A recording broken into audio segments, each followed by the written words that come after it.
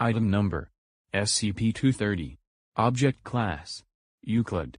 Special Containment Procedures: SCP-230 is kept in a secure room in sight. The room must have a controlled ventilation system so that air exiting the room can be properly filtered before it re-enters the regular ventilation system of the complex. SCP-230 is to be given anything he requests that does not violate standard procedures for SCP containment. The door is set to automatically lock every time it closes and can only be opened from outside the room. Personnel entering SCP-230's room must wear a full hazmat suit with its own oxygen supply. Personnel exposed to the air in SCP-230's cell or who come in physical contact with SCP-230 or any of SCP-230's bodily fluids must be contained and held for observation for no less than 1 month. Personnel still exhibiting symptoms from SCP-230 after 1 month are to be terminated. If personnel are cleared by on-site staff after a month, they are then to be transferred and forbidden contact with SCP-230. Due to recent events, subjects that have been exposed and cleared by staff are required to undergo regular psychological exams. If upon exam the personnel exhibits any of the traits shown in Document 230-4436-B, the personnel is to be terminated. Note: subject has made several escape attempts utilizing personnel exposed to SCP-230. This represents a low threat due to the fact that exposed personnel are usually impaired. However, personnel will become violent in order to stay in SCP-230's presence. Description: SCP-230 is a male Caucasian with a lean build and gaunt appearance. SCP-230 is 185 centimeters, 6 feet 1 inch, tall, 68.04 kilograms, 150 pounds, and appears to be in his early 30s. He wears bright clothing and prefers the colors pink and yellow. SCP-230 is a very cheerful individual who appears to be incapable of negative emotions. SCP-230 secretes a chemical, similar in composition to heroin from his pores.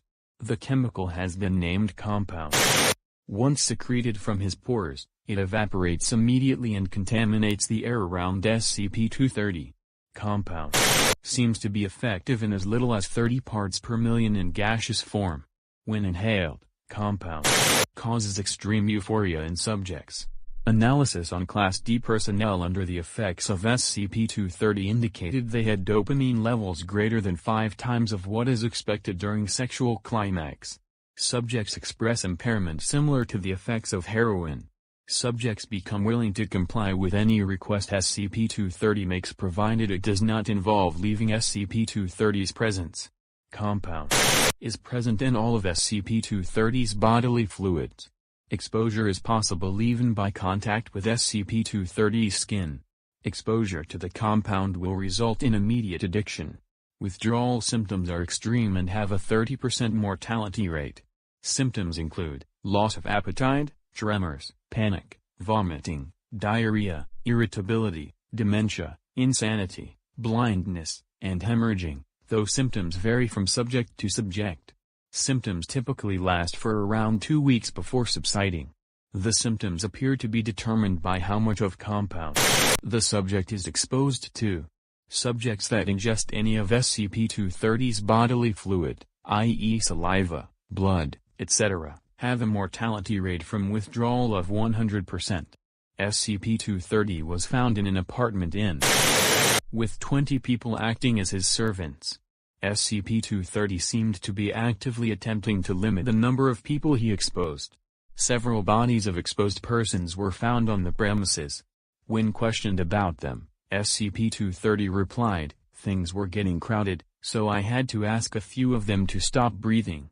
SCP-230 appears to be under the effects of compound, but doesn't seem to be impaired by it in any way.